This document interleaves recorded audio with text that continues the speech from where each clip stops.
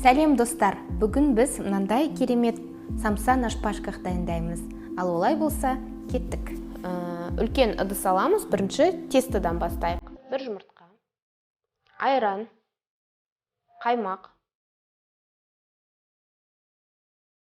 3 грамм тұз, қант, комнатный температурада жұмсақ болып тұрған маргарин мінекей.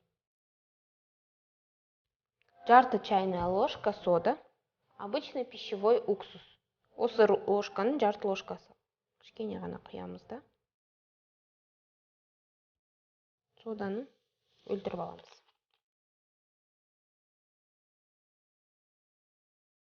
Дайын болған сместі үлкен емкістіге саламыз.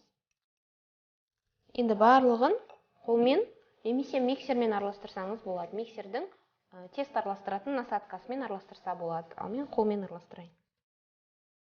Жақсылап араластырып болғаннан кейін ұнымызды қосамыз. Ақырындап.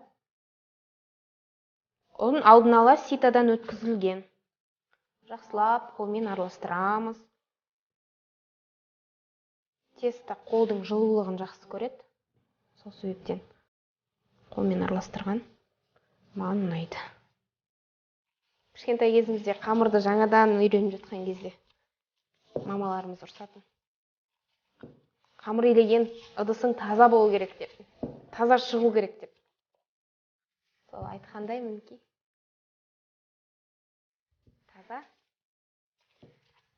Мынандай қолға жабыспайтын, осындай әдем теста пайда болды. Кішірек ыдысқа салып, қамырымызды демалуға бетін жауып қоямыз.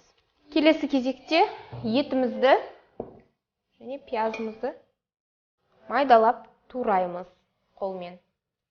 Алдын ала сүйектерін алып тастаймыз. Тауықтың төс еті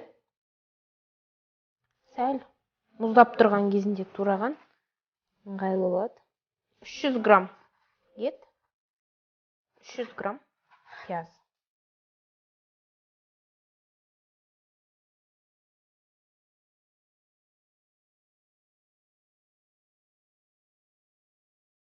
Ет тұрған ыдысқа қайтадан саламыз. Ал келесі енді пиязды тураймыз. Майда төртбұрышты. Пиязымыз дайын. Енді қуырамыз. Олай болса, енді пиязымыз бен етімізді кішкене ғана қуырып аламыз. Не до готовности. Майымыз кішкене қызуы керек. Кішкене қызғаннан кейін бірінші пияз саламыз міндетті түрде. Себебі пиязымыз тестан ішінде жүргенде қатты болмау үшін жұмсару керек. Сол жұмсарғанын күткеннен кейін ет салып, жақсылап араластырамыз. Майымыз қызды.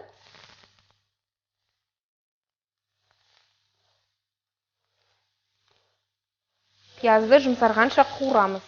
Араластырып отырамыз. Күйіп кетпеу керек. Пиязымыз кішкене жұмсарды, енді етімізді саламыз. Еттің беті піспейді, бірақтан ағарады ғой, мынандай. Көріп отырғандарыңыздай да. Сондай барлығы сондай болған кезде плитадан снимаем. Міндетті түрде еттің суы шығып кетпеу керек. Су самсаның ішінде шығады. До полуготовности. Енді жаңағы ыдысымызға саламыз.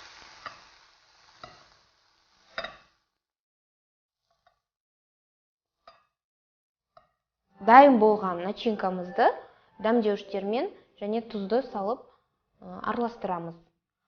Қарап отырғандарыңыздай перец, паприка для цвета и кориандр.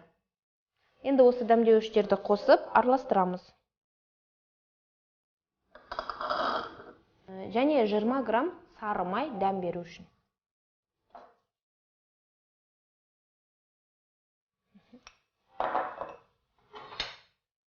Жақсылап араластырамыз. Сары май еріп кетуі керек. Енді етіміз дайын. Бөлме температурасына дейін суытуымыз керек. Содан кейін барып қамырмен жұмысты бастаймыз. Келесі кезекте қамырымызды өлшейміз. Неге өлшейміз? Себебі бізде самсаларымыз бірдей өлшемде болу керек. Сол себепті міндетті түрде весыйды пайдаланып қамырымызды өлшей бастаймыз.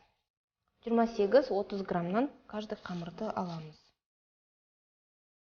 Столға қойғанға мелкий самсалар өте әдемі, нежный болып көрінеді. Сол себептен майда қылып жасап жатырмын. Енді тестамыз дайын. Қазір етіміздің суығанын тексереміз. Содан кейін жайып формировать етуге кірісеміз. Аз ғана ұн себеміз, себебі жабыспайды, бірақ үлкеюіне. Тестоны үлкею керек. Начинканы ортасына саламыз.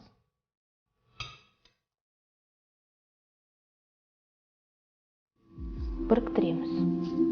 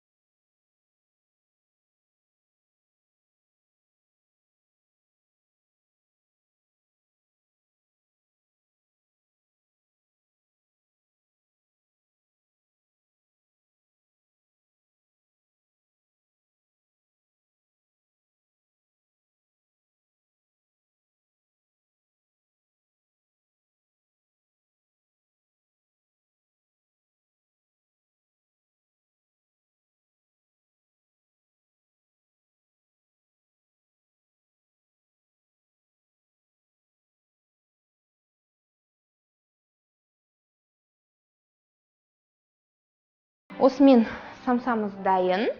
Енді бұл самсаны әдемілеп мындай өзіңізге ұнайтын тарелкаға салсаңыз болады. Дайын болған самсамызды енді мындай кез келген қандай зелень бар, қандай көк шөп бар, солай украшать етсеңіз әдемі көрінеді.